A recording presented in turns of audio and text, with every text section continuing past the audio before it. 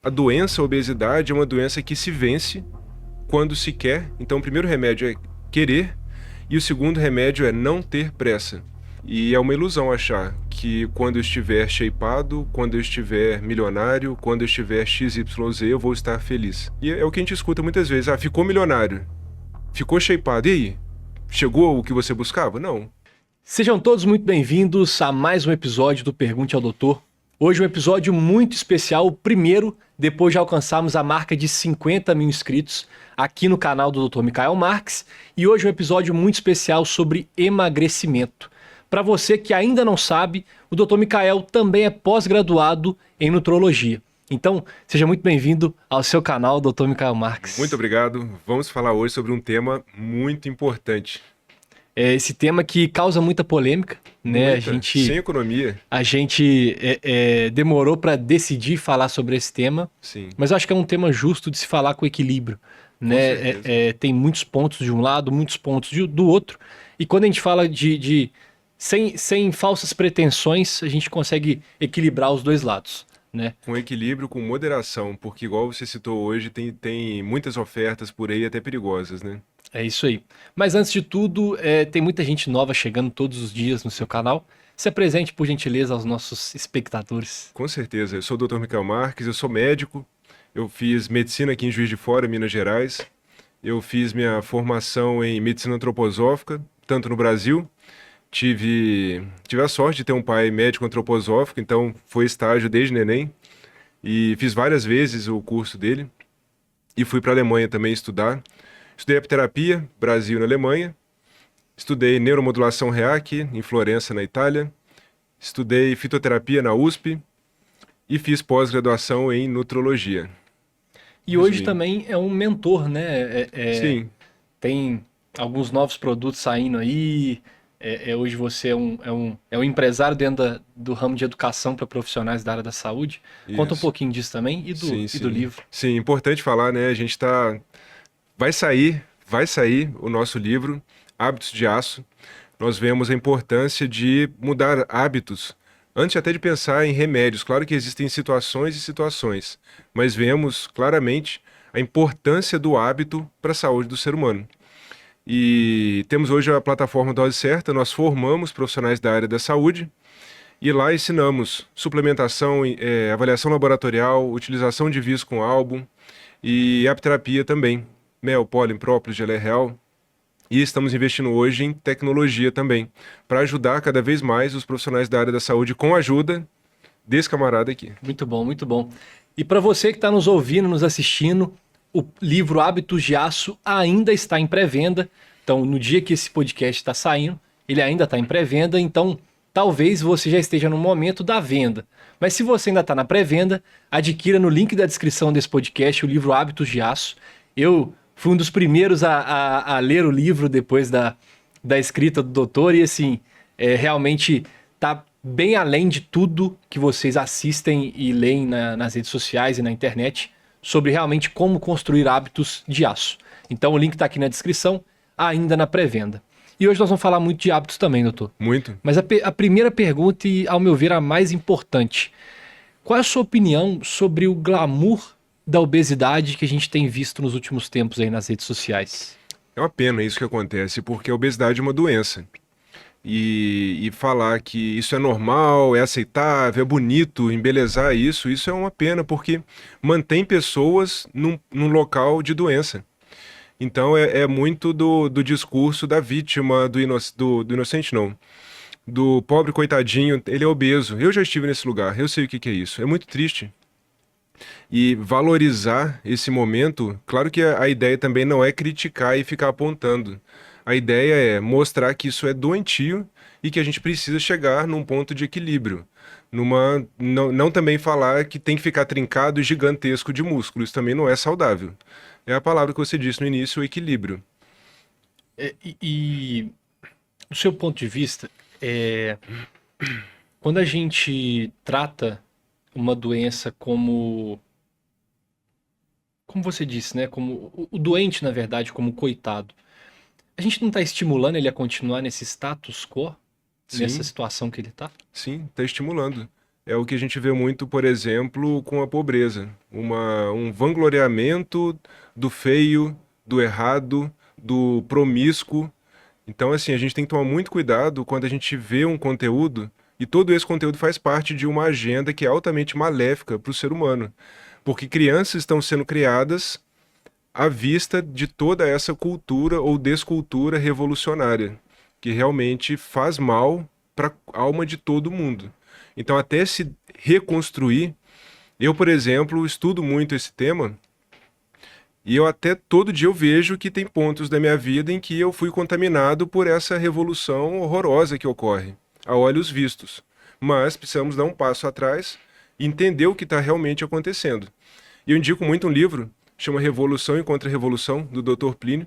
Ele mostra claramente, escancaradamente, toda essa realidade que foi sendo construída e ainda está sendo construída, e poucos têm olhos para entender toda essa realidade. E essa revolução, a gente poderia dizer que se inicia na relativização das coisas, né? A relativização do belo, a relativização da saúde. Sim, É mais ou menos por aí o é isso caminho. aí. É isso daí. O, o- E a obesidade em específico, né? Assim, quando a gente vai tratar a obesidade como doença que ela realmente é. No seu dia a dia, no seu consultório, você deve atender muita gente acima do peso e é a realidade hoje da nossa população, Sim, né? sim. Quais são os malefícios reais disso? O que isso causa no final? Lidar com a obesidade, por exemplo, por 10, 15 anos como algo natural. Quais são os frutos que essa pessoa colhe depois disso? São várias perguntas que daria para a gente fazer um curso a partir dessa pergunta, muito inteligente, por sinal. Mas, por exemplo, se a gente avalia exames laboratoriais de um obeso, são exames muito bagunçados. É um indivíduo inflamado. A gente sabe que aquela gordura a mais, ele é um tecido endócrino, é um tecido que faz hormônio. Só que ela faz hormônio, vamos falar do mal, são hormônios inflamatórios. Então, objetivamente, o que a gente vai ver no laboratório de um paciente desse? A gente vai ver um PCR aumentado. PCR é inflamação crônica. Aumenta a chance de infarto, aumenta a chance de AVC, tanto que vem escrito risco cardiovascular. Aumentadíssimo. E talvez, grande parte, obesidade. A gente vai encontrar um colesterol alto, a gente vai encontrar provavelmente um diabetes. A gente sabe do diabetes que é uma doença super silenciosa, a pessoa se acostuma com ela, num nível um pouco pior, mas não horrível e incapacitante. Então a pessoa vai estar um pouquinho cansada, ela vai se recuperar um pouquinho pior, ela vai se machucar e vai se recuperar um pouquinho menos, até chegar o dia de ter que amputar o pé, até chegar o dia e ficar a palavra que popularmente conhecida broxa, até ficar cega, até ficar totalmente incapacitada. Esse é o diabetes. E a obesidade, ela normalmente anda junto com o diabetes, que é um problema gravíssimo. Eu fiz um story ontem e muitas pessoas colocaram carinha de assustada, colocando, por exemplo, o exame glicemia de jejum. É o que o profissional normalmente pede. Glicemia de jejum 80. Nossa, tá incrível. Agora, não pediu hemoglobina glicada, que fala às vezes que a pessoa já está diabética. Então tem que tomar muito cuidado também na interpretação do exame laboratorial, que é um tema importante da nossa plataforma Dose Certa. Então, precisa ter consciência e tem que se tomar muito cuidado com invenções rápidas.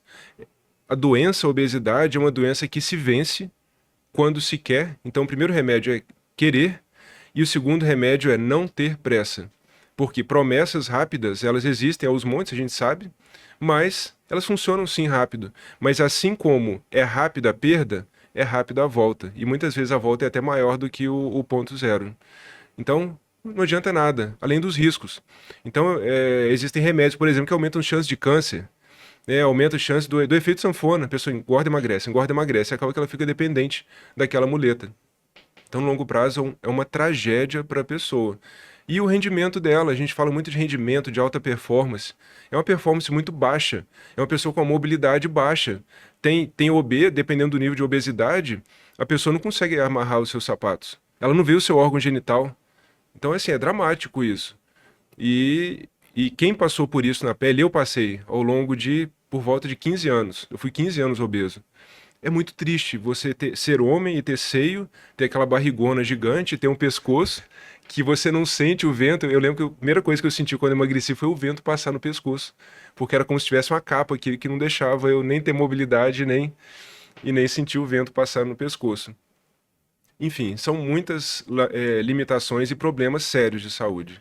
É, é, é, Você descrevendo, eu não aguentei, não. Desculpa, eu não aguentei não rir, porque é uma situação que. Fora o bullying, que eu não comentei, os apelidos. Eu posso listar aqui milhões de apelidos que eu demorei a superar. Hoje eu agradeço ter sofrido muito bullying. É baleia, foi tio Ted, porque eu sempre fui muito cabeçudo também. Esse eu até gosto. Baleia orca, Free Willy. Então, assim, são apelidinhos que ali naquele momento atrapalham muito a nossa vida. Hoje é a mesma coisa. Claro que tem muito bullying ainda, por mais que tenha muita divulgação do cuidado, meu Deus do céu, isso é mais um problema sério que ocorre no desenvolvimento dessas crianças com obesidade. E é, é, você não acha que não querendo relativizar, né? Mas você não acha que o bullying, às vezes, ele é algo que move e te mostra a realidade também? Porque minha Boa, preocupação é nunca tinha porque, pensado nisso. que às vezes existe o nível de bullying doentio, né? Nós não estamos Sim, falando sim. disso, isso. Porque, poxa, tem muita criança que sofre de doenças mentais sérias por episódios de bullying reais, né? Nós não estamos falando disso. Mas eu vejo que alguns anos atrás, aquela brincadeirinha de botar apelido e tudo, era tratado como algo do dia a dia, né? E hoje não se pode falar mais. Então, é exatamente o que eu falei do equilíbrio. De um lado a gente tem um bullying realmente doentio, do outro não pode falar mais. Então Onde está o equilíbrio, o né? cara que tá gordinho, ele não pode mais ser o gordinho. Mas ele tá gordinho. Mas ele tá gordinho. Qual que é o... Adorei essa fala. Tem alguma forma da gente tentar não relativizar, mas também não deixar muito glamour nisso? Muitas vezes pra gente ter autoconsciência de algum defeito nosso, a gente precisa de um toque de fora, né? Realmente, nunca tinha pensado nisso. Eu sempre olhei com maus olhos pros bullying, mesmo hoje sabendo que eu fui lapidado por eles. E realmente, vou refletir sobre isso, mas eu gostei dessa fala daí. Mas que apanha não esquece, né? Então, assim, apanha você lembra com raiva, mas foi um negócio que me moveu, né? Na minha vida também. Eu acho que Também, né? já foi a girafa da sala. Pra quem não sabe, tá me vendo sentado, eu sou alto. Então, Aham, enfim, é sempre buscar equilíbrio. aham. E nesse ponto do equilíbrio, Girafa. de um lado tem o glamour da obesidade. E do outro lado, hoje, nos últimos anos principalmente, vem surgindo o outro lado do glamour, que é a perfeição, a busca da perfeição estética. Uhum. E eu tenho visto que isso tem causado também muitos problemas mentais, Sim, sim. muito uso de droga para tentar buscar essa perfeição. Uhum. O que você vê hoje em dia, doutor, para conseguir chegar num meio termo, Uhum. que é uma pessoa saudável, longe da obesidade, mas também longe de drogas de alta performance e tudo. É a construção de hábito, é o autoconhecimento. Como é que a pessoa chega No nesse equilíbrio, meio do né? caminho? Eu acredito que provavelmente o problema é falta de autoconhecimento, porque todo mundo busca algo melhor, mas não tem consciência do que é esse algo melhor. E provavelmente esse algo melhor, eu acredito que a maior riqueza que o ser humano pode ter é a paz de espírito. E é uma ilusão achar que quando eu estiver shapeado, quando eu estiver milionário, quando eu estiver XYZ, eu vou estar feliz. Né? Quando eu estiver com a mulher, com o carro, com isso, com aquilo. Então, na verdade, são ilusões que o ser humano constrói. E é o que a gente escuta muitas vezes. Ah, ficou milionário. Ficou shapeado. E aí? Chegou o que você buscava? Não. E aí chega a frustração. Então, na verdade, é falta de autoconhecimento, falta de ter um objetivo correto na vida. São objetivos incorretos, né? Não que que seja errado querer ter dinheiro, querer ter um físico bonito, tá certo. Mas achar que isso vai trazer felicidade, esse é o engano. E hoje você usa no seu dia a dia muitas técnicas para conseguir manter bons hábitos, né? Porque é um grande desafio. Muito, muito. Talvez falte conhecimento. As indústrias divulgam os dois lados, né? Mas talvez falte conhecimento para ter um hábito saudável, de como implementar um bom hábito, porque existe técnica, Sim, né? sim. Falta conhecimento Falta na conhecimento. criação de bons hábitos. Falta conhecimento. Por exemplo, Eu vejo as pessoas, na maioria das vezes, elas estão obesas por quê? Porque elas comem absurdamente muito carboidrato com muita gordura, muito ultraprocessado, muito produto ultrapalatável, gostosinho. Elas não fazem exercício e elas não sabem nem como sair desse ciclo vicioso. E a palavra que você falou, ela na verdade é a solução, que é o hábito. É o hábito mais uma outra palavra que é o objetivo correto. O objetivo não deveria ser ficar com tanto de bíceps, não.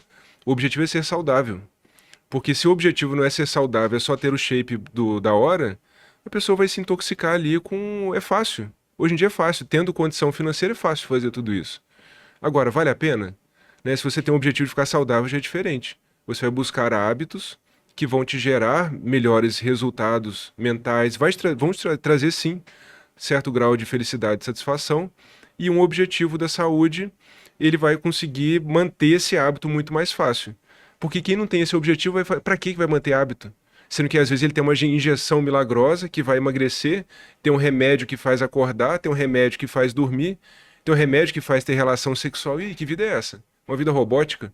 A pessoa, o ser humano moderno, ele é convidado a não ter autocontrole. Ele é controlado por algo externo. Ele vai ter um comprimido, uma injeção, um algo de fora para tudo. Sendo que, na verdade, ele precisa se deixar mais robusto, Trazer mais robustez, né? se trabalhar e ficar espiritualmente mais forte. E ser mais resiliente, essa é a palavra, resiliente. Resiliente não é começar a bater a cabeça na parede, eu vou conseguir. Não. Se você bateu a cabeça aqui e deu errado, vai para o outro lado, tenta e vai testando.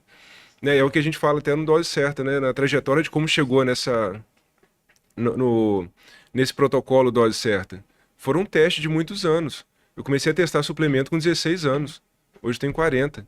Então são quantos anos aí testando e vendo que muita coisa realmente não funciona. Muita coisa funciona, mas para funcionar tem um jeito. Tem a dose, tem a forma, tem a hora, tem a qualidade. Então eu falo assim, é simples, é muito simples. O nosso livro é muito simples, mas não é de qualquer jeito. Né? Então tudo isso é tão simples que é negligenciado. Por exemplo, água. Quem toma água hoje? Eu sei que você é um bebedor assíduo de água, eu também.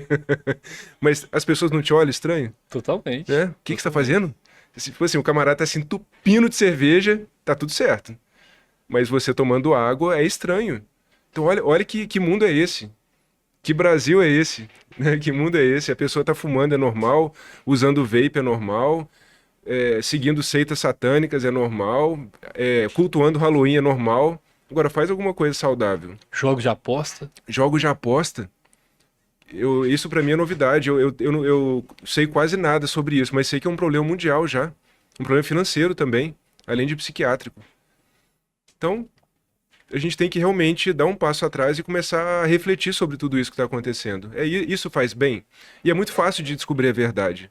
A verdade, ela está muito no nosso coração também. Então, por exemplo, eu já falei muito sobre relacionamento abusivo com psicopata, com narcisista.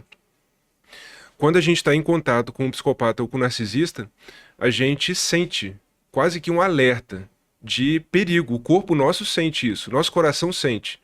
Só que ele vai fazer uma propaganda muito incrível. Ele vai te prometer dinheiro, sexo, vai te prometer sucesso. E quem cai nas mãos de uma pessoa dessa, eu falo isso com propriedade porque eu já caí. Porque eu fundei um grupo que existe até hoje, Superas, que atende milhões de pessoas. A pessoa cai por quê? Porque ela nega o aviso que o coração dela está dando para ela. Ela vai no racional ali que a pessoa está falando. É uma tragédia. Eu já escutei várias histórias e sempre é o mesmo script. Então, para tudo, a gente tem que levar esse detalhe para buscar a verdade. Meu coração fica em paz com essa situação? Por exemplo, o que é melhor? Ter uma rotina de dormir cedo, as pessoas se escandalizam quando eu falo que durmo 8 horas da noite, ou dormir meia-noite e se arrastar e para acordar talvez ter que tomar um remédio, um energético. Isso é normal. Agora, dormir 8 horas? Meu Deus, você é doido. O que acalma o coração? Dormir 8 horas ou ter essa rotina de ter que tomar energético e ter que fazer acontecer? É muito simples, na verdade, né? Com certeza. E pelo que eu percebo da sua história, eu acho que talvez a obesidade tenha sido a faísca para essa procura. Foi a obesidade, Foi a Foi, tá doença certo. autoimune que você tem? Foi o conjunto. Como é que foi porque eu vejo que, assim, as dificuldades, elas podem ser encaradas de duas formas, né? Excelente. A luta ou Excelente. fuga, né? E aí, normalmente, quando a gente luta e passa pela dificuldade, a gente olha pra trás e fala, que bom que isso aconteceu, É, né? é. Qual que foi a sua faísca inicial para tanta busca de conhecimento em suplementação, em hábito, em rotina? O que te incomodava tanto que te fez chegar nesse ponto? Excelente. Nunca tinha parado para pensar sobre isso, mas eu acredito que número um foi a obesidade. Porque isso era. Eu tinha consciência da diferença e isso me trazia muitas limitações. Então, por exemplo, no maternal. No maternal, eu lembro que no pique-pega eu não pegava ninguém. No maternal, não, já no prézinho ali. E tinha um colega especial que ele mordia. Eu já te contei essa história. Acho que já. Ele vinha e mordia. Então o que tinha que acontecer? E quando ele ficava com raiva, todo mundo corria e subia na árvore. Eu corria e não conseguia subir na árvore, eu era gordinho, não tinha mobilidade nenhuma. Ele vinha e me mordia. E a tia Marta vinha, tal, moderava tudo. Então foi o primeiro gatilho. A falta de energia, eu não sabia que ter energia era normal. Eu achava estranho, por exemplo, a professora ficar em pé durante a aula. Como que ela fica em pé? Eu achava estranho na igreja. Como que as pessoas ficam em pé e levantam e eu não consigo? Mas era o meu normal. Era normal pra mim, por exemplo, eu fiz 6 anos de violão clássico e as bolinhas da partitura ficavam mexendo. Não sabia que elas ficavam paradas, né? Então, mas foi obesidade. A obesidade você sabia que não era Eu sabia normal. que era diferente. Eu olhava as pessoas, né? Assim, eu sou de 84. Hoje, cada vez mais tem mais obeso, mas no meu tempo, eu era o único obeso da escola. Eu não me recordo. Interessante, eu lembro de 100% de todos os colegas que eu já estudei. 100%. É até estranho que eu mexo na rua com um ou outro, quase ninguém lembra de mim, mas eu lembro de 100% do rosto de todo mundo. Uns 80% dos nomes. Que bacana. É. E objetivamente, né, assim, a genética ela realmente afeta diretamente na obesidade? Isso realmente é uma muleta? Genética é muito importante. É importante estudar a genética, mas uma fala que eu acho muito inteligente é: a genética é o revólver. O gatilho é a epigenética. Então, na verdade, não adianta nada ter genética e não atirar. Né? Se você tem um revólver e não atira, ele tá lá parado, não vai fazer nada. Então, na verdade, genética, ela é importante, mas o que se faz na sua rotina, que é o nosso livro, né, o hábito que vai distinguir qual gene vai se expressar. Então é muito mais importante a gente estudar o que é um hábito saudável do que ficar estudando só o que a minha genética trouxe. Porque o que a gente trouxe de genética, a gente não vai mudar. Agora, o que a gente faz de hábito, isso está nas nossas mãos. Né? Não adianta. Uma criança mimada vai ficar lá na genética. Né? Isso é coisa de criança mimada. Ela vai ficar lá na genética. Eu realmente eu tenho genética de careca, todo mundo é careca. Eu tenho genética de obesidade. Todo mundo não posso falar, mas muita gente obesa. Eu vou seguir os mesmos padrões, eu vou conseguir ativar toda essa genética. Agora, eu tô quarentão, tô cabeludo, mas desde 18 anos eu uso alguma coisa no cabelo com a intenção de não deixar cair, pelo jeito tá funcionando. Senão eu tava aqui com implante, com a peruca, alguma coisa, ou lustrando minha careca. E não tô gordo. E tô num peso, tô um pouquinho, alguns quilinhos acima, mas tá ok. Então, né, é o hábito que eu faço. Fácil, claro que não. Sair do hábito daquela corrente familiar é muito, você sabe disso, é muito difícil. A gente tem que ter um nível, a gente tem que ser realmente aquela ovelha negra que vai fazer diferente e se destacar de hábitos ruins. E pegar, claro que sempre tem coisa boa, né? E pegar o que tem de bom. Eu gosto muito de uma analogia que quando a gente escolhe ir por um caminho diferente, é a decisão muito mais difícil do que permanecer no lugar que a gente está. Ponto final. O gasto de energia é muito maior. Muito maior. Com certeza. Enfim, são inúmeras variáveis que te puxam para a zona de conforto. Pra inércia, né? E boa, para inércia. E eu vejo que é como se fosse como se fosse entrar no oceano, sabe? É como se o início ali da onda quebrando, da onda batendo, fosse ali na arrebentação, né? Fosse esse início.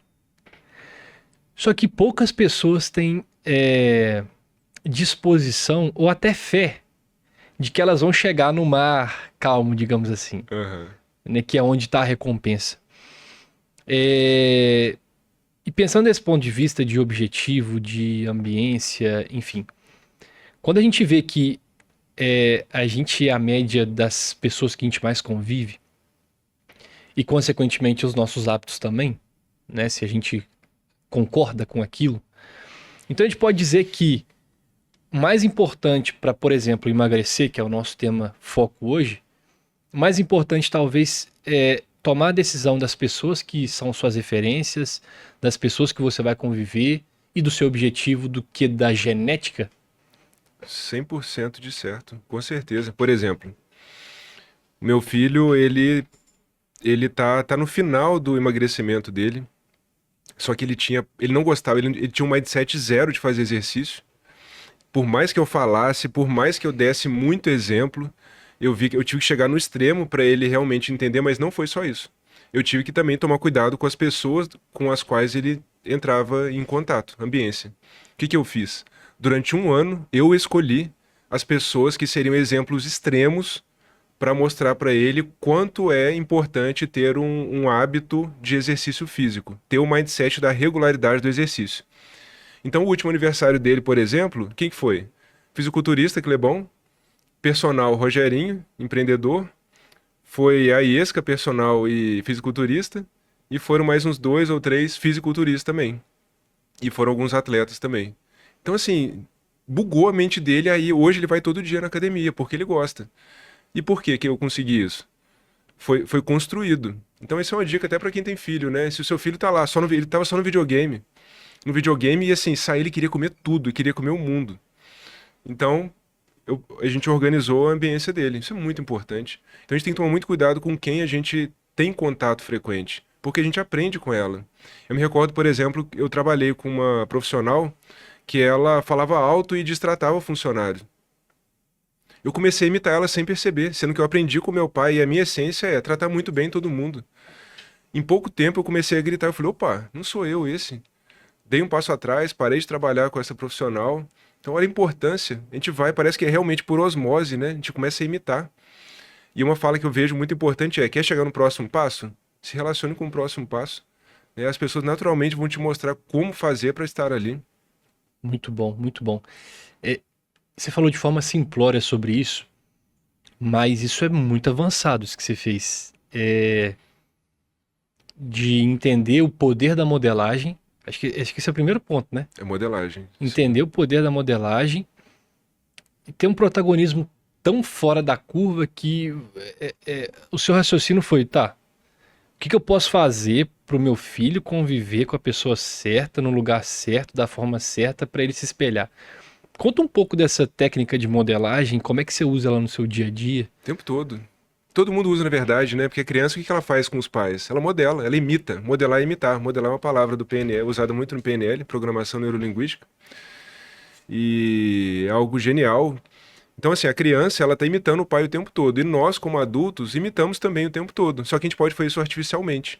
Então, por exemplo, eu me vi num momento que eu entendi que a academia era importante, mas eu tinha pavor de academia, eu tinha medo de fisiculturista. Não que eu ache isso saudável, acho até bonito sim, mas não é saudável. Qual que foi minha estratégia? Durante um ano, eu passava em frente à Smart Fit, olhava e me imaginava lá dentro. Então, um ano. Quando eu botei o pé na academia, me dei de cara com um fisiculturista. Meu instinto era correr daquele cara que é o Clebão. O que que eu fiz? Falei, eu vou enfrentar esse cara. Aí o que que eu fiz? Eu mexi com ele. Falei, cara, vamos tirar uma foto comigo, eu já tô muito forte aqui. Eu tadinho com o bracinho e ele com aquele gigantão, né? Tirei a foto e virei amigo dele. E então, assim, isso é ambiência. Não que eu queira ficar fisiculturista, mas eu queria o mindset da academia. Me aproximei dele. E pergunta. Modelar é perguntar também. O que, por exemplo, eu perguntei pra ele, o que que você pensa pra comer, pra fazer a dieta que você faz? E vai perguntando, e vai assimilando, e vai ficando perto. Isso é modelagem, é algo muito simples. Tem estratégia, claro que a gente pode estudar programação neurolinguística para fazer uma modelagem incrível. Tem Cláudio Lara, tem Carlos Custódio, tem Tony Robbins, tem uma galera muito foda nisso. Mas de maneira simples é imitar, é estar perto, é fazer igual. Por exemplo, quando eu me lembro, eu era fã, um casal que a gente conversou sobre eles hoje, Eles abriram o Mundo Verde até o dia que eu tive contato com eles. Foi tão impactante porque eu era fã daquela rede. Eu jovenzinho, eu ia na loja para ficar admirando a loja, vendo os produtos naturais que tinham lá. O dia que eu entrei em contato com eles, eu falei, meu Deus, o que eu tremia naquele dia. Mas eu fiz questão de estar perto deles, porque como que eles conseguiram fazer algo tão grandioso com relação à qualidade, claro que a dimensão do negócio também. Então é estar perto, é ambiência, é modelagem e, enfim, sem economia. E me conta um negócio. É um tema um pouco polêmico. Qual que é a sua opinião sobre essas injeções de Um pouco, emagrecimento rápido, né? só um pouco polêmico, né? É, Enfim, é uma estratégia que é uma muleta. Ah, é rápido, o carnaval tá chegando, tem desculpa pra tudo, né? A minha percepção é, se a pessoa não consegue fazer uma mudança através de hábitos contínuos, claro, e no longo espaço de tempo, se ela usar uma muleta no curto espaço de tempo, na hora que ela tira essa muleta, ela vai voltar para o estado inicial. Então ela vai precisar dessa muleta para sempre. Quais são os riscos que essas muletas podem trazer? Ninguém está olhando. É um raciocínio muito imediatista. Olha só, trinquei, tô bonitinho, e daqui 5 anos, como é que eu vou estar? Eu vou estar com certeza, se eu quiser estar assim, eu vou estar dependente dessa medicação. Então, se falar que eu sou totalmente contra, eu não posso falar. Mas o perigo é usar só isso. Eu acho que num conjunto muito bem estruturado, pode ser interessante sim. Um conjunto multidisciplinar, no qual tenha profissional para trabalhar a mente, porque o problema está na mente da pessoa. Ela come muito mais do que ela precisa. A matemática é bem simples. Ela gasta pouco e come muito.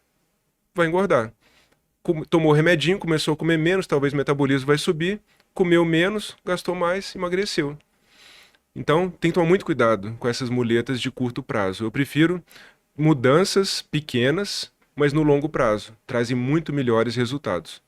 ótimo. E a última pergunta, e que eu acho bem relevante: cirurgias bariátricas. Quais são os cuidados que os bariátricos devem tomar, ou as pessoas que querem fazer uma cirurgia bariátrica devem tomar? É uma opção. Cirurgia bariátrica é uma opção. Só que é uma opção que eu vejo que não é explicitado, não são explicitados os riscos dessa cirurgia. Então é uma desabsorção que normalmente ocorre muito grande. Você está tirando parte do seu trato gastrointestinal. E por tirar parte, imagina, o ser humano moderno já absorve menos nutriente. Se você tira parte do que vai fazer absorver, a pessoa com certeza vai ter carências nutricionais.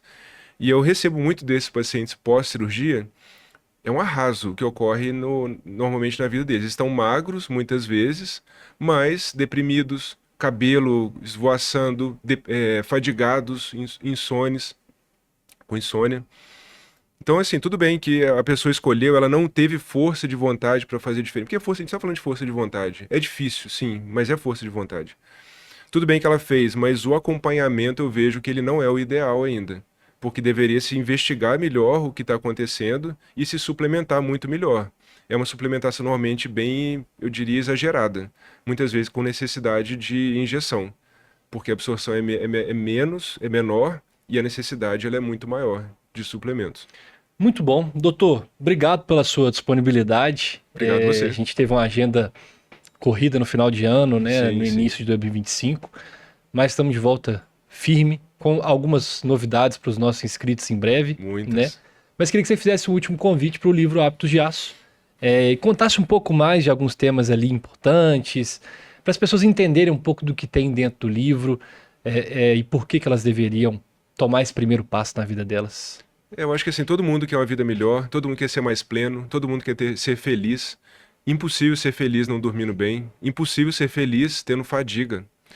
Então, o passo número 1 para a plenitude, claro que no último capítulo a gente vai falar também de religiosidade, o que eu acho que é fundamental, mas os hábitos que são desconhecidos, que são simples, mas desconhecidos, e não existe remédio que vai substituir. E, por exemplo, um hábito da ambiência. A gente vai falar lá sobre o sono, o que fazer antes do sono. É a coisa tão simples, água, né? Então, assim, eu acho que é um despertar a conteúdos que deveriam ser ventilados a todos os lados e não estão sendo. Claro que talvez exista toda uma engrenagem que não seja interessante. Isso não é lucrativo. Ensinar pessoas a tomar água, a dormir, a fazer exercício, ninguém vai ganhar dinheiro com isso, infelizmente. Então o livro é de uma importância social muito grande. E eu espero que isso literalmente viralize, porque muitas pessoas vão se beneficiar com esse conteúdo. Claro que eu tenho certeza que isso vai diminuir fila de hospital, isso pode diminuir fila de hospital, isso pode diminuir remédio, médico. E esse é o nosso interesse, né? Deixar as pessoas mais saudáveis, menos dependentes de um sistema falido de saúde. Muito bom, muito bom. Pessoal, obrigado por você ter ficado até aqui. Comente, compartilhe esse vídeo, se inscreva no nosso canal. E mais uma vez, o link do livro Hábitos de Aço está aqui na descrição. Vale a pena entrar no site e entender um pouco mais sobre os capítulos. E esse foi mais um Pergunte ao Doutor. Doutor, obrigado. Obrigado. E até a próxima. Até a próxima. Valeu. Tchau, tchau.